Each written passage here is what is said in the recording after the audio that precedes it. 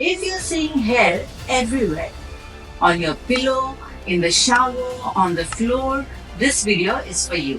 One of the most common questions I hear in my clinic is, Doctor, is this stress hair fall or is this genetic hair loss? And that question matters because these two look similar but behave very differently. Today, I'll help you understand the difference, how to recognize the signs, early signs, and what actually needs to be done in each case. Hi, I'm Dr. Sharadi Srimoy, an aesthetic physician with an experience of over 15 years in aesthetic medicine. And let's talk about hair loss without fear. Why all hair fall is not the same. Hair fall is not a single disease. Hair fall is a symptom. And just like fever can have different causes, hair fall can have too. Two of the most common causes today are stress-related hair fall and genetic hair loss. The problem is people often confuse one for the other. And when the wrong condition is treated, time is lost and also hair. Let's start with stress hair fall. Stress hair fall or telogen effluvium usually happens for 2 to 3 months after any emotion, stress, illness or fever, COVID or any viral infections, surgery, sudden weight loss, severe lack of sleep. What happens in this? Stress pushes a large number of hairs into the resting phase or the telogen phase of hair cycle all at once. So suddenly you start shedding a lot of hair. How stress hair fall looks? Diffuse thinning of the hair from the entire scalp. Hair falls from sides, back, top, ponytail feels thinner. Hair comes out in handfuls. Important thing to understand, the hair follicle is still alive. That means stress hair fall is usually temporary. Now let's come to genetic hair loss. Genetic hair loss is not sudden. It is slow, progressive and patterned. In men, it usually affects the temples, the crown area. In women, it usually shows as widening of the middle parting, thinning of the crown area, that is this one, reduce hair density on the top.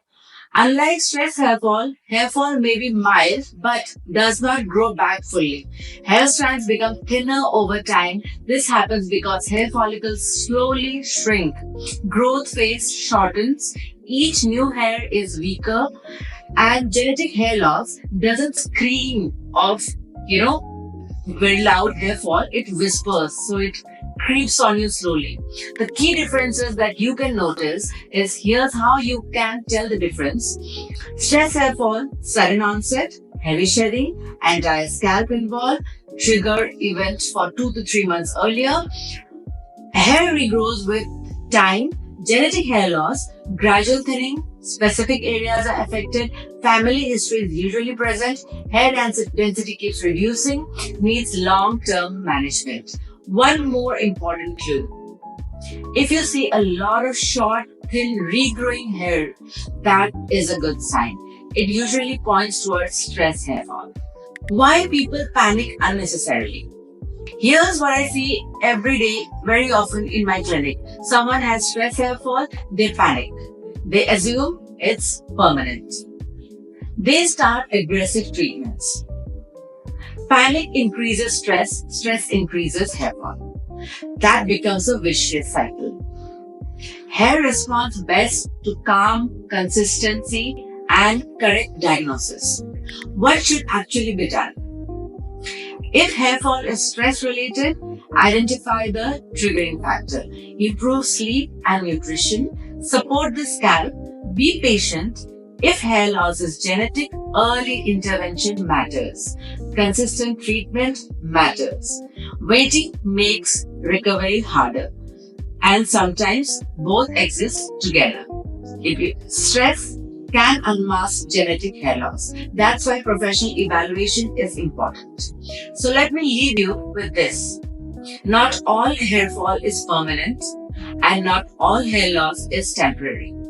The key is knowing which one you're dealing with and how to get the right treatment for your particular case. When you're having hair fall, it means your body is asking for attention for some underlying cause. It can be anxiety, it can be genetic, it can be anything.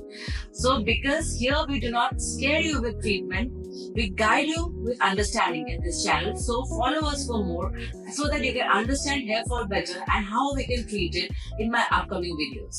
I'll see you soon in my next video. Take care. Bye.